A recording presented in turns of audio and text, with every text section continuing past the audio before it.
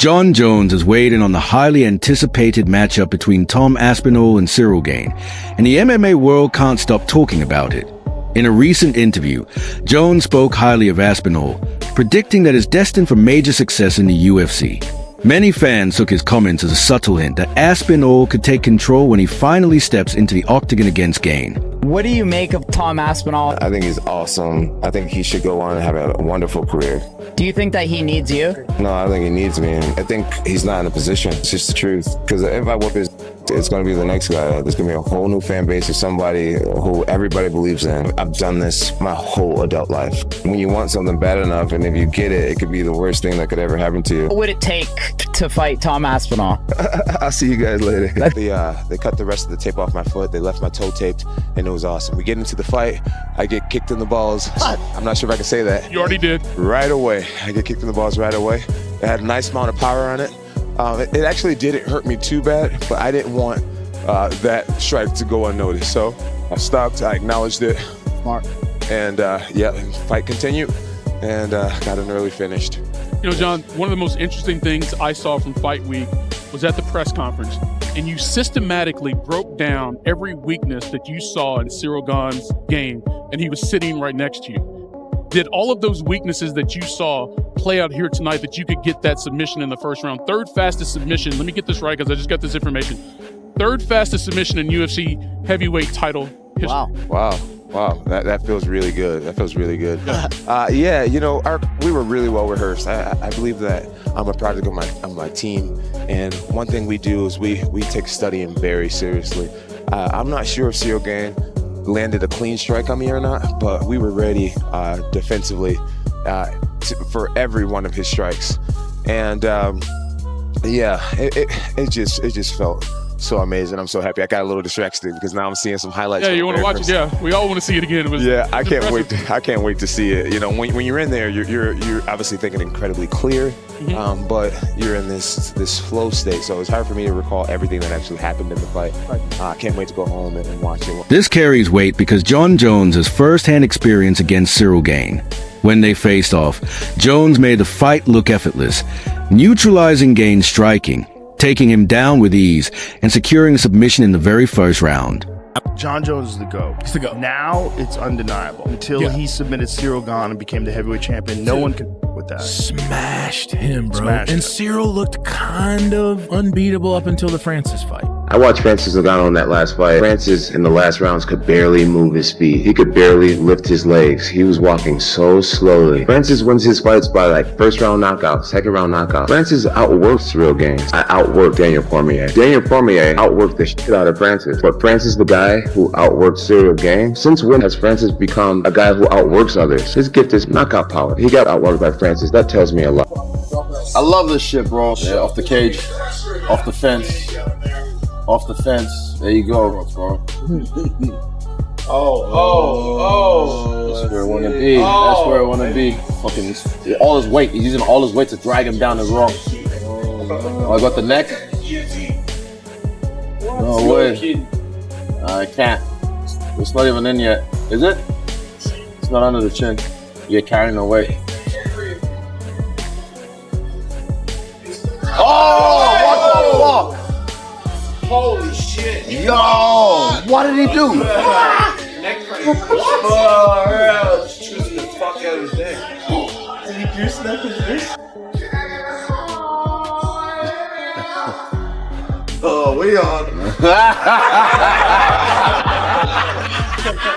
Who do you think has a better chance of beating him, Alex or Tom? I'm gonna say Tom, because he's more well-rounded. But when you have a guy like Alex Pereira, he's so dangerous on his striking, so everything is possible. That's too hard to have the good one. Well, fight is over. Jon Jones is the new guy holding the heavyweight title. He beat Cyril Gane fairly simply. Still have a lot of questions though, because Jones looked good, but also Gane looked bad. And what I mean by that is Cyril Gane looked like he didn't train a second of wrestling for this camp, but also he wasn't even moving like he normally does, so I don't know what was up with him. If maybe the moment of going up against Jon Jones and trying to back up all the talk got to him or something. I don't know. But now the more interesting fight that I've been wanting to see, and the fight I originally wanted to see when Francis was out, is going to happen next apparently, and that's Jones versus Stipe. That is a much more interesting fight and a much closer fight in my opinion. Jones's performance exposed a glaring hole in Gane's skill set: his weak ground defense, his struggles against top-level wrestlers, and his tendency to crumble under relentless pressure. Now, Tom Aspinall is preparing to step in against that very same challenge. What makes this matchup so intriguing is that Aspinall carries a toolkit much like Jones's, but with added speed and explosiveness. He combines crisp boxing, strong grappling, and sharp fight IQ, allowing him to apply his own version of Jones's game plan. With fast combinations, smooth footwork, and constant pressure, Aspinall has a potential to overwhelm Gane right from the opening bell. Collected. He said that since his last fight, which is well over a year ago, I think, maybe last December 2023, maybe I'm wrong. I think he fought Volkov in a very close fight. Anyway, he said that since then he's been working on nothing but his wrestling and his ground game, and of course he's shown in the past, shown a little bit of a weakness, but of course he's going to come back and he's going to get better, and he's going to go Dagestan for 2-3 years forgetting all that shit, right? Tom isn't necessarily going to shoot. I don't think so. Let's remember, Tom's been knocking everybody out. Tom's been starching everyone. And let me tell you something. Yeah, shooting a double leg takedown and then getting a submission, it's cool, it's nice. But when you, boom, you can crack someone and they go down and then the referee dives in and saves them and you jump on top of the cage, that is the best feeling in the world. And Tom has got kind of used to doing that. So when you continually knock everybody out, one after the other, why would you flip the script? Yes, of course, the safest path to victory against Cyril Gane is to take him down. We saw what Jon Jones did, right? He made it look easy, right? He embarrassed Cyril Gane. He really did. And that's why, by the way, I think that makes Cyril even more dangerous. Remember, he's had 2 title fights. He had one against Francis Ngannou. Let's remember, he turned Francis Ngannou into a wrestler because of the threat on the feet. And again, obviously, with Tom Aspinall and Cyril Gane, Jalton Almeida and Volkov being the co-main event, if they are, just being on the fight card, they're going to be a backup fighter if anything happens to the main event. What's your thoughts on Volkov versus Gane? Sorry, Aspinall versus Gane. I mean, I think it's the next best thing that we could get right now with Jon Jones not being able to do it and stepping away. And I think it's going to be interesting to see what Tom's plan is going to be, because I think on the feet, they're pretty evenly matched. I think it could be fun on the feet, but I think there's definitely a huge advantage for Aspinall when it comes to the wrestling and the grappling. And I think he'd be silly to not at least attempt to make it a bit of a grappling match and try to get the ground and pound, take him down. And we'll see. If he can defend takedowns, it could be a lot of fun. But if not, I think Tom can make some quick work. But there's a lot of pressure on Tom, man. We were talking about it on the pre-show this weekend that, you didn't get the Jones fight. You waited all this time, and now you've got to fight somebody else. And it's always tough because you want to win that one to really prove to everybody that, yeah, you are that guy. You are the great. You are the best. You're the reason Jon didn't want to take this fight, blah, blah, blah. If you go and lose that one, you just... Yeah.